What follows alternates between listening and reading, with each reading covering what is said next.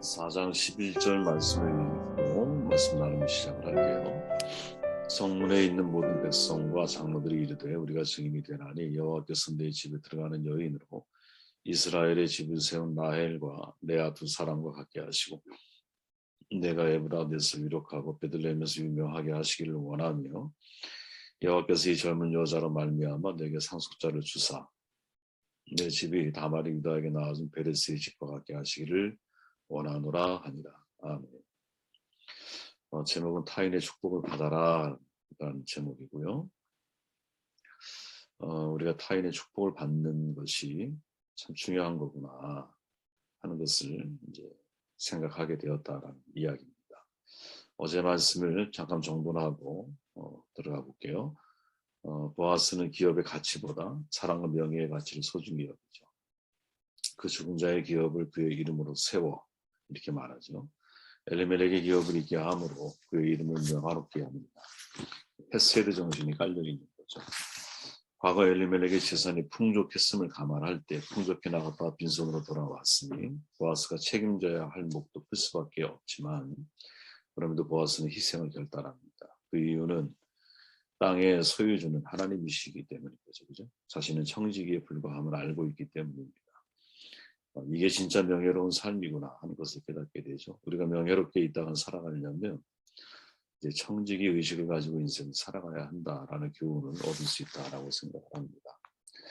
보아스의 이 말을 듣고 이제 모든 백성들과 장로들이 보아스를 축복을 하죠. 축복은 세 가지를 요약이 됩니다. 이제 룻이 이스라엘 집을 세운 라헬과 레와 두 사람 갖게 되는 것.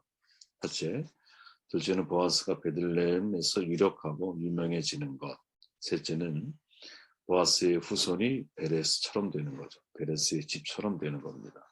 가장 먼저 룻을 향한 축복, 그 다음에 보아스를 향한 축복, 그 다음에 마지막 보아스의 후손을 향한 축복으로 연결되어지고 있죠. 이런 걸 좀 더 깊이 들어가 보면 여호와께서 내 집에 들어가는 여인으로 이스라엘의 집을 세운 라헬과 레아 두 사람 같게 하시고 룻을 향한 축복이죠. 사람들은 라헬과 레아처럼 그 두 사람 같게 해달라고 축복을 해요. 우리가 잘 알지만 라헬과 레아는 야곱의 두 아내이죠. 또 라헬과 레아의 두 몸종을 통해서 이스라엘의 12지파가 모두 완성이 되어지잖아요. 그죠? 라헬은 야곱의 사랑을 받지만 단명했어요. 일찍 죽었잖아. 반면 레아는 야곱의 사랑을 좀 적게 받았지만 자식도 많이 낳고 장수하였죠. 사람들이 라헬과 레아를 언급하는 것은 이제 룻이 이제 보아스의 이제 깊은 사랑도 받고 라헬처럼 또 레아처럼 자식도 많이 출산하고 또 단명보다는 오래도록 장수하기를 바라는 축복이 사실은 두 이름을 거론하는 말 속에 포함되어 있는 거죠. 그러나 단순히 이게 전부냐? 그거는 또 아닌 것 같아요. 사람들이 구태여 이제 라헬과 레아를 하나의 모델로 언급해서 이야기하는 이유는 이제 그들을 통해서 이스라엘이 완성이 됐잖아요. 그죠? 12지파가 완성이 되지 않습니까? 다시 말하면 하나님의 언약의 백성, 이스라엘의 집, 하나님의 나라를 세우는 진정한 복을 간구해주고 있는 거죠. 절대 우리가 이거 잊으면 안 된다라고 생각을 합니다. 우리가 이제 잘 기억할 것은 그런 거죠, 여러분. 이스라엘이 이제 야곱이 이스라엘이라고 하는 이름을 듣게 된 사건이 성경에 이제 기록되어 있잖아요. 그 창세기에 보면 이제 밤새워 어떤 사람이 야복강가에서 야곱과 씨름을 해요. 그죠? 야곱이 이기지 못함을 보고 환들뼈를 쳐서 위골시키죠. 날이 새려고 하니까 나로 가게 하라 이렇게 이제 말을 해요. 야곱은 말하기를 당신이 내게 축복하지 않으면 가게 하지 아니하겠습니다라고 강경한 어조로 말을 하죠. 다시 물어요. 그가 내 이름은 뭐냐? 야곱입니다라고 말하니까 내 이름을 다시는 야곱이라 부를 것이 아니요 이스라엘이라 불러라 이렇게 말을 하죠. 이는 내가 하나님과 사람으로 더불어 겨루어 이기었습니다. 이렇게 이제 성경이 말을 합니다. 그래서 보통 이스라엘 하면 하나님과 겨루어 이겼다. 주어가 인간 야곱에게 이제 주어가 야곱으로 되어서 해석을 하는 경향성을 가지고 있잖아요. 우리도 모르게. 근데 이것은 해석의 오류거든요. 이스라라고 하는 이스라엘 할 때 이스라 앞에 이스라는 이기다 다스리다 지배하다라는 뜻을 가지고 있어. 엘은 하나님을 가리키죠. 중요한 것은 뭐냐면 엘이 들어간 모든 단어는 이제 엘이 주격이라는 거예요. 엘이 주격입니다. 그래서 이스라가 무엇을 뜻하든 간에 엘이 주어가 돼서 해석을 해야 되는 것이죠. 근데 이스라라고 하는 말이 이기다, 다스린다, 지배하다라는 뜻이라면 하나님이 이기신 거죠. 하나님이 다스린다, 하나님이 지배하신다 이런 뜻을 가지고 있는 거예요. 그러니까 하나님과 겨루어 야곱이 이겼다라는 말이 아니라 실은 하나님이 이기신 거죠. 그러니까 결국 이 말은 사람들이 이제 룻을 통해서 라헬레아를 이야기하고 라헬레아를 통해서 이스라엘이라고 하는 하나의 하나님의 선미 공동체가 만들어졌는데 그들을 하나님이 다스린다. 하나님이 룻의 인생, 보아스의 인생을 다스리셔서 이스라엘 역사를 지배하시고 그리고 결국 이기게 하시는 그런 은혜가 룻에게 있기를 바란다. 이런 뜻으로 우리는 해석을 할 수 있는 거죠. 보아스에 대해서는 이렇게 말하죠. 내가 에브랏에서 유력하고 베들레헴에서 유명하게 하시기를 원하며 이제 여호와께서 이 젊은 여자로 말미암아 내게 상속자를 주사 이렇게 말하죠. 에브랏은 여러분 에브라다라는 말이에요. 베들레헴의 별칭이죠. 왜 별칭을 썼느냐? 당시 베들레헴이라고 하는 곳이 두 곳이 있었는데 스불론에 있던 베들레헴과 구별하기 위해서 베들레헴 에브라다야 이렇게 불렀던 거죠. 사람들은 보아스가 유력한 사람, 유명한 사람이 되기를 축복을 해요. 어디 베들레헴에서. 보아스는 이미 유력한 사람이었기 때문에 그죠? 출발이 그랬잖아요. 유명한 사람이 되는 것이 추가가 되는 거죠. 성경 자체가 사실은 유명세를 별로 중요하게 다루지 않기 때문에 신앙에는 유명해지는 거에 대해서 이제 큰 관심을 기울이는 것을 별로 원하지 않거든요. 예수님의 제자 중에서 어떤 사람이 유명한 사람이 있습니까? 다 사실은 변방에 가난하고 무지한 사람들이 대부분이죠. 그래서 그런 논리를 가지고 우리가 하나님 앞에 유명해지는 것, 세상에서 유명해지는 것, 이거는 별로 하나님을 기뻐하지 않는다. 이렇게 이제 우리는 보통 이해하고 받아들이죠. 세상에 알려지는 유명세는 공기 속에 사라지는 수증기와 같다고 저는 생각을 하거든요. 분명히 수증기 눈에 보였는데 어느덧 그냥 사라져버리는 거죠. 아무도 기억하지 않아요. 중요한 것은 하나님께 유명해지는 사람이 되는 것이 아닐까 그런 생각을 하게 돼요. 성경에 여러분 이름이 알려지지 않은 많은 유명의 용사들이 있죠. 베들에서 우상의 단을 세운 여로보암 왕의 잘못을 지적한 선지자가 있는데 무명이에요. 시리아의 나아만 장군의 나병을 고치는 일에 결정적인 역할을 한 계집종이 있잖아요. 무명이에요. 누군지 몰라요. 연결고리 역할을 하거든요. 아기 예수를 경배하기 위해 찾아온 사람 무명의 동방 박사들이잖아요. 누군지 몰라요. 하나님 앞에 칭찬을 들었던 두 렙돈을 성전 헌금함에 넣었던 한 가난한 가부, 그것도 무명이잖아요. 이름 없는 무명의 사람들이거든요. 아무도 그의 이름을 사람들은 기억해 주지 않지만 주어진 삶의 현장에서 믿음으로 사명을 감당하고 있는 바로 그 사람들. 그렇죠? 그들을 성경에는 이름이 기록되어 있지 않지만 하나님은 그들을 기억하고 계시는 거죠. 그죠? 기록자는 그 이름을 설령 잊어버렸을지라도 하나님은 그 기록을 기록하게 하시면서 그 사건 자체를 기억하고 계시는 거죠. 외국 대통령이 미국에 보통 가면은 보통 알링턴 국립묘지를 보통 방문하잖아요. 우리 문재인 대통령도 방문 이제 하신 걸 알고 있는데 거기에 보면 이런 문구가 있어요. 여기에 오직 하나님 안에 알고 있는 명예롭고 영광스러운 미국 용사가 잠들어 있다. 무명의 용사가 아니거든요. 그죠? 물론 무명의 용사 묘비에 새겨져 있는 글이야. 근데 이것을 만든 사람은 뭐라고 말하냐면 무명의 용사가 아니라 하나님께는 알려진 이름이 있는 용사 이렇게 말하는 거죠. 하나님만이 알고 있는 명예롭고 영광스러운 미국 용사가 잠들어 있다 이렇게 말하는 거죠. 유명한 용사라는 거. 이 말은 저는 옳다고 보거든요. 성경은 저는 자기 자신에게 주어져 있는 자리 있잖아요. 그 자리에서 묵묵하게 자기 사명을 잘 감당한 사람들을 성경은 기억을 반드시 하고 계시는 거죠. 인생의 주인이 되신 하나님께서는요. 착하고 충성된 종이라고 분명히 칭찬을 하실 거라고 저는 믿어요. 그들에게 상을 주시고 그 이름이 성전 기둥에 새기겠다는 약속을 분명히 이루실 것이다 라고 저는 믿어요. 바울이 말하잖아요. 우리는 속이는 자 같으나 참되고 무명한 자 같으나 유명한 자다. 누구 앞에서? 하나님 앞에서. 그렇게 진짜 유명해지는 것이 뭘까라고 생각해 보면 보아스가 물론 유력하고 유명해지는 건 물론 이제 그 당시 베들레헴 사회에서 충분히 그럴 만한 자격이 있다고 봐요. 왜? 예, 대단히 책임이 있고 헌신적인 희생적인 사랑을 보여주잖아요. 덕이 있잖아요. 사람이 덕 불고 덕이 있으면 외롭지가 않고 모든 사람들에게도 좋은 평판을 얻잖아요. 그죠? 이게 상당히 중요한 이미 이제 유명한 사람이지만 하나님께도 유명한 사람이 되어진 것이 보아스가 아니겠는가 그런 생각을 해보게 되죠. 내 집이 세 번째 다말이 유대하게 나와준 베레스의 집과 같게 하시기를 원하노라 하니라 이렇게 말하죠. 다말은 유다의 며느리잖아요. 첫째 아들 애가 결혼했는데 정확한 이유를 모르지만 엘이 하나님 앞에 악한 사람으로 단정지어지면서 죽음을 당해요. 계대 결혼의 원리를 따라서 엘의 동생 오난이 후사를 이어가야 되는데 그도 거부하죠. 설정을 해요. 그래서 죽음을 당해요. 그러니까 유다의 입장에서는 마지막 어린 셀라가 있는데 얘도 죽을 것 같은 거야. 그러니까 다른 조치를 취하지 않아요.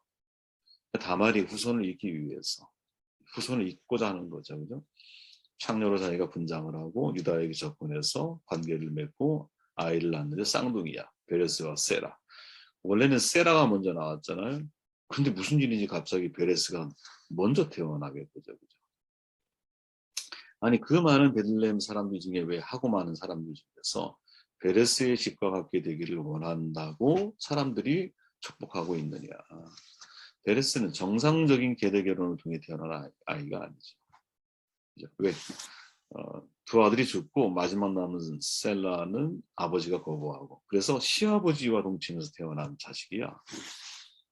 그러니까 사실은 죄 중에 태어난 자식인 거죠. 어떻게 보면. 그죠?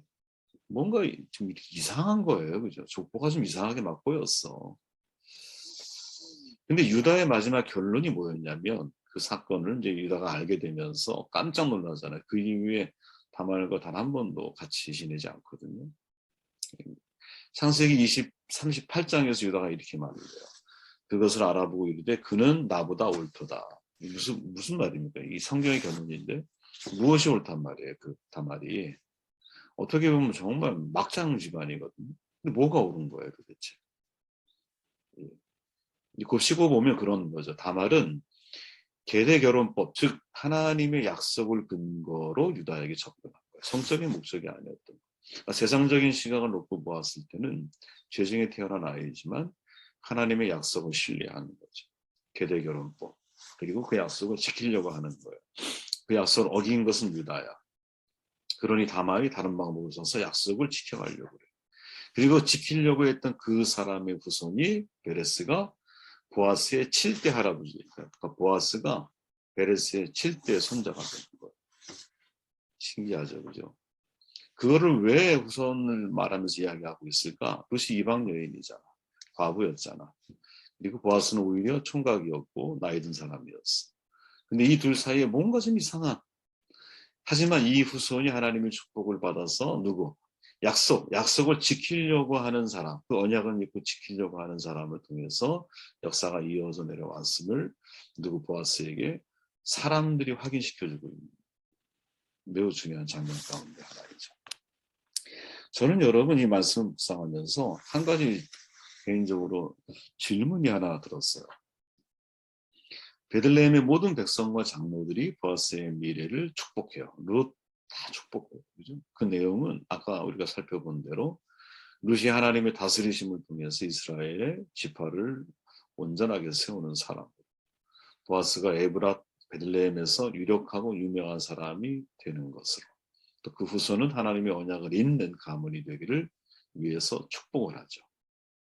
이 축복의 주체는 여러분 베들레헴 모든 사람과 백성들과 장로들이었어요. 성경에는 그대로죠. 그죠? 이게 매우 특별한 장면이라고 저는 생각을 합니다. 왜인가 하면 나오미와 룻, 심지어 보아스까지도 훗날 자신들을 통해서 다윗 왕가의 혈통, 즉 다윗이 태어나게 될 것을 기대하지도 않았고 할 수도 없었어요. 그걸 어떻게 기대해? 더욱이 훗나 자신들이 메시아의 조상이 될 것을 감지한 사람은 사실은 없었어요. 성경에 보면 없다고 그런 증거가. 나오미, 룻, 보아스가 거기까지 생각하는 사람이 감히 생각을 하지 못했다라는 거야. 단지 우리가 확인할 수 있는 것은 뭐냐면, 그죠? 모든 백성과 장로들이 보아스와 룻의 미래를 축복하고 있다라는 사실이고, 그 축복의 내용이 그죠? 마치 하나님의 언약이 그의 가문을 통해서 이어지고 하나님의 다스리심이 그의 가문 속에 이어져서 그들로 하여금 중요한 가문이 되게 만드는 축복을 누가? 백성들과 장로들이 하고 있다는 거죠. 저는 여러분 축복받는 두 가지 길이 있다고. 하나는 축복받는 길을 걸어가는 거예요. 영화 미션에서 가브리엘 신부가 그런 고백하잖아요. 그대가 가는 길이 오르면 내가 축복하지 않아도 하나님이 그대를 복을 주실 거야. 근데 그대가 가는 길이 옳은 길이 아니라면 나의 축복은 아무 의미가 없어요. 전 이 말이 정답이라고 보거든요. 내가 가는 길이 옳으면 복 받는 길인 거예요. 그죠? 내가 가는 길이 옳지 않으면 그건 복 받을 수 없는 길을 내가 가고 있잖아. 그러니까 기준이 일단 나에게 있다는 거지. 또 하나는 뭐냐? 또 하나는 타인의 축복을 받는 거거든요. 타인의 축복. 창세기 12장에 보면 이런 말씀 있잖아요. 여호와께서 아브라함에게 이르시되 너는 너의 고향과 친척과 아버지의 집을 떠나 내가 내게 보여줄 땅으로 가라. 내가 너를 큰 민족으로 이루고 내게 복을 주고 내 이름을 창대하게 하리. 너는 복이 될지라. 너를 축복하는 자에게는 내가 복을 내리고 너를 저주하는 자에게는 내가 저주하리. 이 땅의 모든 족속이 너로 말미암아 복을 얻을 것이라 하신지라. 우리가 이 구절을 읽을 때마다 습관적으로 어떻게 읽냐면 내가 축복하는 자에게 내가 복을 내리고 내가 저주하는 자에게 내가 저주하리니. 즉 아브라함이 만나는 사람들마다 아브라함이 그를 축복하면 복을 받고 아브라함이 저주하면 이에 따라 저주를 받는다. 우리도 모르게 여러분 본문과는 상관없이 그렇게 자꾸 이제 해석이 되고 나도 모르게 습관적으로 그렇게 받아들이는 경우들이 있거든요. 근데 이거는 완전히 다른 의미인 거죠. 그죠? 물론 우리는 다른 사람을 축복할 수 있는 영적인 재성이니까 권한이 있어요. 그리고 그 축복은 유효할 거예요, 분명히. 그런데 본문은 그게 아닌 거예요. 아브라함을 축복하는 자에게 하나님이 복을 내리고 아브라함을 저주하는 자에게 하나님이 저주한다라는 거지. 그러니까 축복의 주어와 목적어가 바뀌어 있어요. 창세기 전체를 따라가 보면 여러분 비슷한 축복의 내용이 또 나오거든요. 너를 저주하는 자는 저주받고 너를 축복하는 자는 복을 받기를 원한다. 이삭이 야곱에게 축복하는 장면이에요. 그죠? 그리고 또 이런 내용도 나와요. 너를 축복하는 자마다 복을 받을 것이요 너를 저주하는 자마다 저주를 받을 것이다. 이거는 민수기 24장에 보면 발람이 이스라엘 백성을 축복할 때 한 말이거든요. 다 똑같은 말이죠. 비슷한 말이죠. 그죠? 서로가. 여기서 한 가지 중요한 원리가 있다라는 거죠. 타인을 축복하는 것이 하나님의 복을 받는 비결이라는 거야. 그죠? 이게 1차적으로 우리가 얻을 수 있는 결론. 야, 내가 타인의 축복을 왜 해야 되느냐? 내가 타인을 축복하면 하나님이 내게 복을 주시기 때문이야. 예. 그죠? 내가 타인을 저주하면 오히려 하나님이 나를 저주할 수도 있어. 이게 지금 성경에 있는 문자 그대로의 메시지인 거예요. 그죠? 또한 룻기를 통해서 확인되는 복은 뭐냐? 타인의 축복이 나에게도 복이 된다라는 거지. 제가 앞서 말했잖아요, 여러분. 나오미와 룻 그리고 보아스 자신들을 통해 이스라엘에 대한 하나님의 다스리심, 베들레헴에서 유력하고 유명해지는 것, 그들의 후손을 통해서 하나님의 언약이 다말처럼 이어져 가는 것에 대한 간구를 제가 볼 때 그렇게 크게 기대한 적이 없어요. 기대할 수 없었다라는 것이 아마 더 정확한 표현일 수 있어요. 그죠? 그렇다면 보아스와 룻을 통해서 하나님의 언약이 이어지게 된 것은 어디에 있느냐? 모든 백성과 장로들의 축복 기도가 영향을 준 것은 분명히 보인다는 거죠. 타인의 축복을 받아야 된다. 그럼 꼭 더 나가보세요, 여러분. 다른 사람이 나에게 복을 기원할 수 있으려면 내가 어떻게 살아야 될까? 다른 사람을 감동시키는 삶. 다른 사람에게 내가 복이 되는 삶을 살아가야 되는 게 맞는 거 아니겠어요? 맞물려 있다라는 거죠. 그죠? 내가 하나님 앞에 복 받는 길을 걸어가는 거 참 중요해요. 그리고 내가 다른 사람을 축복하는 것도 정말 중요해요. 왜? 축복하는 그 순간 하나님이 나에게 복을 주실 수 있으니. 성경이 맞다면. 그 다음 한 걸음 더 나아가면 다른 사람이 나를 축복할 수 있는 삶을 살아내야 한다는 거죠. 어떤 의미에서 세 가지인 거야. 축복을 받는 방법이. 저는 두 가지라고 말씀을 드렸지만 타인의 축복을 받는 것 속에 하나가 더 있는 거죠. 내가 타인을 축복하는 것, 또 타인이 나를 축복할 수 있게 만드는 것. 타인이 나를 축복하게 만들려면 어떻게 살아야 할까? 그 질문에 대한 대답은 굳이 제가 설명을 드리지 않아도 여러분 스스로 충분히 내리실 수 있는 결론이 아닐까 생각해 봅니다.